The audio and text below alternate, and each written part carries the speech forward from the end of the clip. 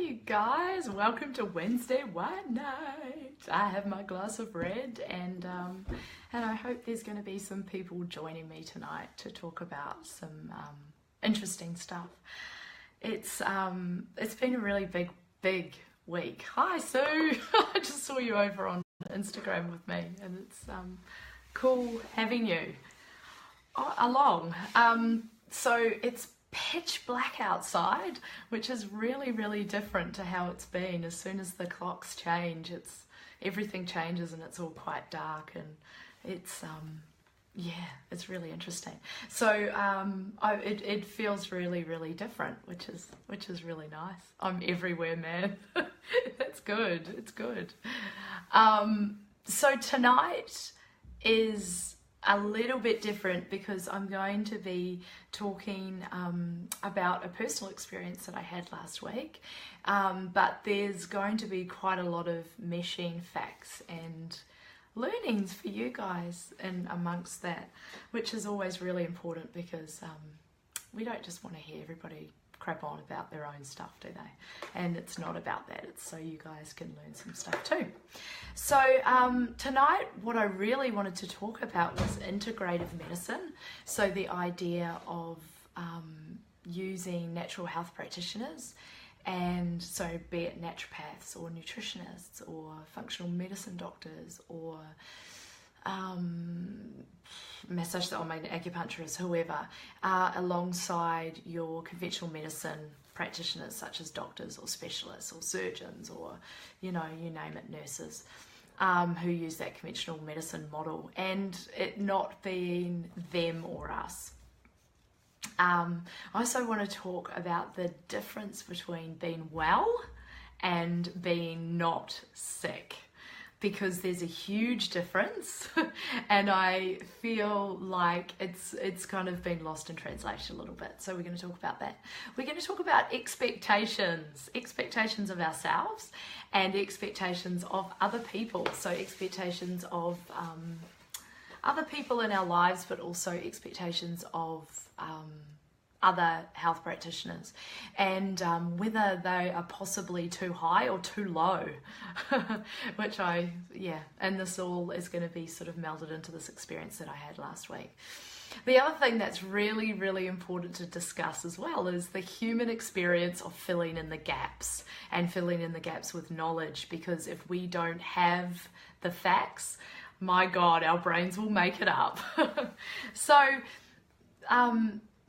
the story about how this is you're going to get your learnings here is from last week. So I am married to a pretty cool guy, and he is a roof tiler, and he was a smoker for nearly 25 years.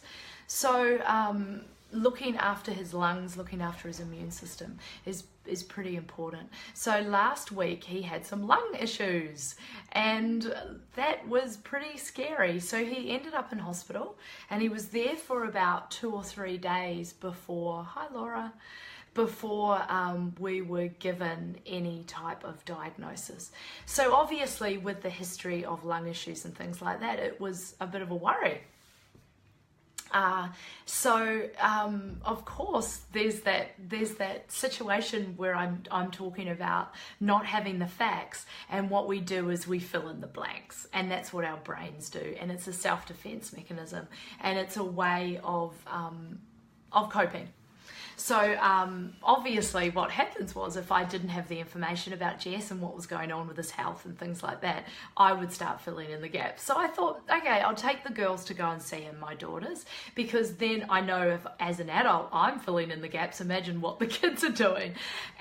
So along we went, and he's in this ward and there's other people there, and it was some really interesting things happened with a couple of, very sad actually. There was a woman with dementia, and she had some toileting issues on the floor right in front of my girls, and that was very confronting for them, really confronting for them.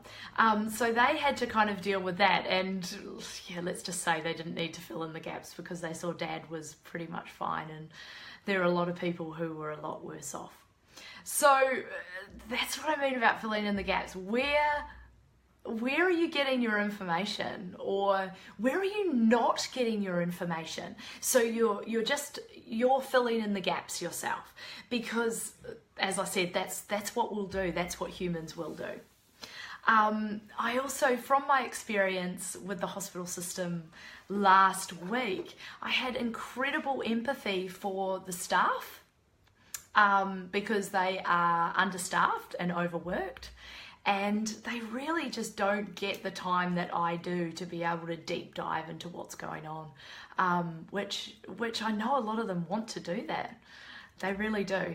I also had a lot of empathy for the people who were really unwell, as well as obviously feeling very sad for them, is that there isn't a lot of other options for these people. Well, there are, but they don't know about them. Yeah, which is a bit of a worry. So, Jess was discharged on Friday, and with a diagnosis and with antibiotics, and which was, a lot of people would go, oh my God, as a naturopath, what were you thinking? And I was thinking, he's going to get well. He hasn't had antibiotics in many, many, many, many years, and in this case, they were very much needed. So this was the beautiful union of conventional medicine stepping in and doing what needed to be done in that situation, and working to get a really good outcome. And also, I'm going to come in and with the ongoing lung tonics and strengthening of the immune system and things like that, he's going to be well instead of just not sick. And that's a really, really big difference. So Marie, so true, even in private hospitals, because more staff equals higher overheads and hence less profits. Absolutely. And, in a lot of ways, we are incredibly lucky with our Medicare system, because there are a lot of countries in the world that simply does not have anything on offer for their citizens. But on the other hand, that doesn't mean to say that there doesn't need to be some changes, or there could be some improvements. Sorry to hear about Jay. Oh, thanks, Marie. He's definitely on the mend. Definitely on the mend. So, that's really good. Hi, Sarah. So we are talking about integrative medicine, and how to get the best of both worlds to get the best outcome by using conventional medicine and using alternative medicine. And how that's just the way it goes. And, antibiotics, we know what they do to the gut, but I also know how to heal the gut, and I also know how to bring in the probiotics and bring in the specific herbal medicine and nutrients and things like that, and lifestyle factors to improve health and wellness.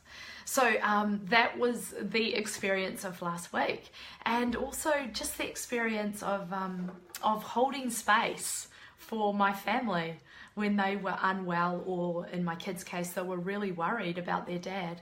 So it was a really good lesson for me to learn to take care of myself as well, because and for you guys, because if you're not taking care of yourselves, then you can't take care of anyone else. Okay, so part of obviously what was going on last week was the constant testing. So there was so much pathology testing. It was just like all the time, and the bloods were done all the time, because obviously when you're using medications, you need to keep a really good eye on liver and liver function and what's going on. So there was lots and lots of pathology testing, and Jess was given the all clear for several things, and that was another thing where when I got copies of the pathology testing and all the bloods, and I got to look at it from my point of view, which was very different. Once again, that once an acute situation, and we know that we're out of the woods, and we know that this is not life-threatening, and which is what they do very, very well. Now's the time to go, well, actually, that's not great. We can do a whole lot better than that, and to be able to look at the blood tests and go, okay, there's how are things looking in comparison to each other? And in Jess's case, I saw multiple nutritional deficiencies, in particular B6, and also being able to detect inflammation levels that were less than optimal and less than ideal, and also to be able to look at things like protein metabolism, which is an indicator of how your gut's going. So all of these things are, you know, the cake is what, and making sure the cake was cooked, right, all the way through, and the cake is made, and the cake is what the hospital was doing, and then I come in and I'm the icing. So I'm the icing. I'm the one that looks at things and goes, okay, this could be a heck of a lot better. This could be a lot better. So, you know, you want the cake, but you also want the icing. Let's face it, we want the icing too, right? So, my friend in Germany is a naturopath and she works in a conventional hospital. We so need that here. Yeah, definitely. Germany is really, really progressive with all of that sort of stuff. And my God, the German supplements that we can get are just next level, really, really out of this world. There are some integrative doctors that are doing some really cool stuff. They're doing some really cool stuff, but they don't tend to have a lot of the herbal knowledge that naturopaths do. So, geez, better get the wine. I went out and bought some for tonight. Oh, that's so sweet. Yeah. Hey, Em, how are you? I hope you're feeling okay. I hope you're resting, actually. So I hope everybody's having a wee glass of wine, if that's what you feel like tonight. Once again, Wednesday Wine Night is about relaxing and getting some real information, some very, very real information, because that's what I like to dispense to people, and getting it in a really relaxed way. So, you know, wine's good. You don't have to drink wine. It's just a way of going, this is us being relaxed. Okay, so the whole thing is with interpretation of pathology results, and the whole thing, water, yeah, that's a good one for you. So the whole thing in terms of pathology interpretation and that experience last week was the idea around health is not, and wellness is not, the absence of disease. So once we know that we've eliminated some really serious stuff, and we're like, okay, in that acute situation, is it life-threatening? What do we need to do? What do we need to address? Then we go in and we go, okay, so now it's time to make sure levels are really optimal, and that's where I come into my own. So that is integrative medicine at its best, there's no doubt about it. So part of this whole concept of being well instead of not sick is asking and your expectations of yourself and the way you want to feel. Do you want to feel energized? Do you want to be a healthy weight? And when I say a healthy weight, a weight that you sure, you know, you can fit into your jeans and things like that, but a weight that sustains your lifestyle, so you're not getting sore joints, so that you're keeping up with your kids, so that you've got the energy to catch up with friends and do the things that you want to do. I can tell you that if I didn't look after myself, I wouldn't have the energy to do this right now.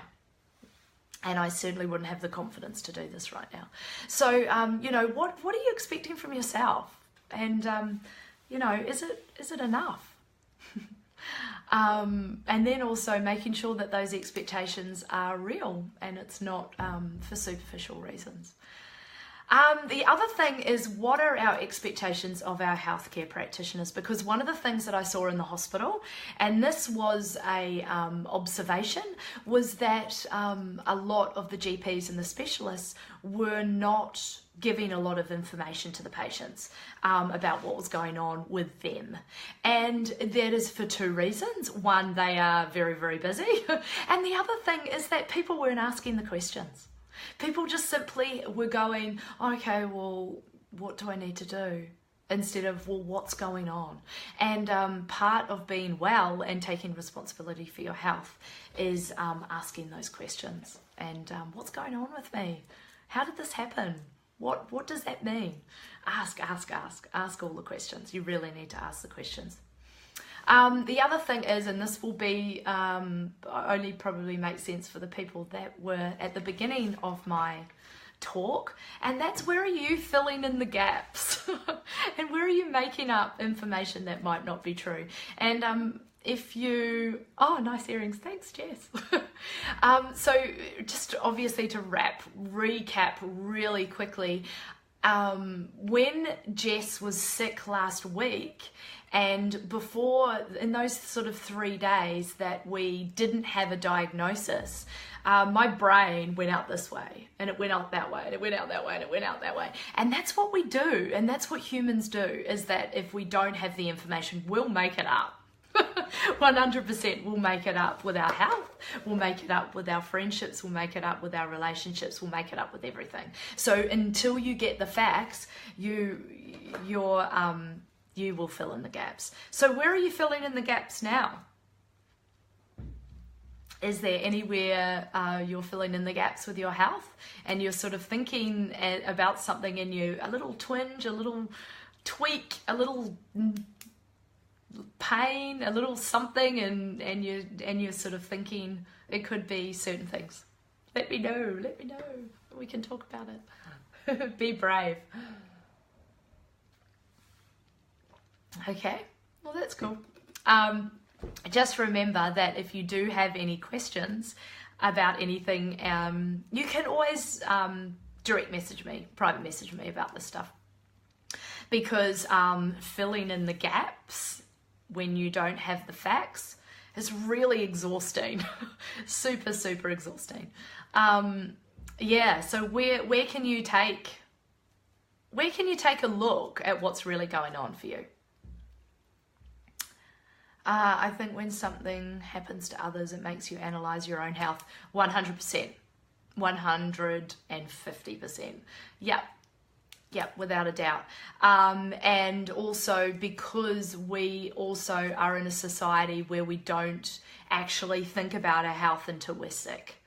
In a lot of other cultures, and I'm pretty sure in China, I remember a traditional Chinese medicine practitioner telling me, and this is totally off topic, but it was really interesting, that they actually pay their doctor to keep them well, and they stop paying the doctor when they become unwell, and start paying them again when they've gotten better, which I thought was really interesting, because we generally don't think about our health until we're unwell. So you know, that's once again, like I just implore you to think about your energy levels. I think about if there's something that's not really going wrong for you at the moment, then I encourage you to think about your energy levels. I think to think about your mood, to think about your physical body and how it feels. Does it ache? Does it not move properly? Do you have aches and pains and lack of mobility in different places? Are you carrying extra weight, or are you underweight? That's weight is, we always think about being overweight, but you know, being underweight is just as debilitating for these people. So I implore you to take a look at this stuff, because this is the stuff of what your life is based on, and this is the stuff of what your future is based on. And you get to write that story. We're very blessed that we live in a place where we have choices, and we get to write the script. So that is what I wanted to share tonight. And if, as usual, if you have any questions about anything, private message me. And if you'd like to work with me on some of this stuff, and as I said, this interpreting pathology, people don't really realize that there's so many hidden clues. So many hidden clues, and they're told that they're just fine and everything looks fine, and they know they're not. You know you're not when you're not fine. And there's so many hidden clues in your pathology results that can really help you. And I can help you. So if you'd like to work with me, get in touch with me. If you've got any questions about what I do, if you've got any questions about what's going on for you and how I can help, please get in touch, because I have a beautiful distance consultation process, and it's really, really easy to work with me via video and get all the answers and get a plan, a personalized plan. So I'm going to go now because it's time for me to rest. Marie, how do you keep yourself well while juggling everything, especially at times like these when your loved ones are unwell? Okay, how do you do that? You do that by having a full cup to begin with. So I think I mentioned it a lot earlier, is that you are no good to anybody unless you're taking care of yourself. So that is making sure that the solid basics are in place, that you're getting enough sleep, that you're eating well, that you are looking after your nervous system, that you are drinking enough water, that you are laughing and being able to hang out with friends and have those meaningful relationships with people.